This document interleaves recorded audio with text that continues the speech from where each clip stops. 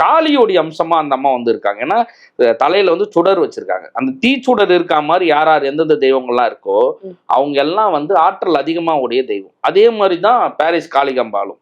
அவங்களும் பாத்தீங்க அப்படின்னா இது நம்ம என்ன சொல்றோமோ இந்த மாதிரி நம்ம என்ன நார்மலா ஒரு சராசரி மனுஷனுடைய வேண்டுதல் என்னென்னலாம் இருக்குமோ அந்த எல்லா வேண்டுதல்களையும் நிறைவேற்றக்கூடிய ஆற்றல் உடையவங்க அதே மாதிரி இது பாரிஸ் காளிகாம்பாலும் அந்த மாதிரி தான். என்னன்னா அவங்களும் ஒரு அதி ஆற்றல் உடைய தெய்வம், அவங்களும் தீச்சடரோட இருப்பாங்க.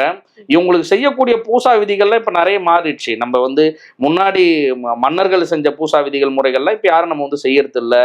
இப்ப இங்கேயே பலி பூஜைகள்லாம் சந்தியம்மன் கோவில்ல வந்து முதல்ல வந்து ஆடு வந்து வேண்டிட்டு வெட்டுவது, அப்புறம் கோழி வெட்டுறது, கோழி சுத்தி விடுறது, இந்த மாதிரி நிறைய வேண்டுதல் முறைகள்லாம் முதல்ல வந்து இருந்துச்சு.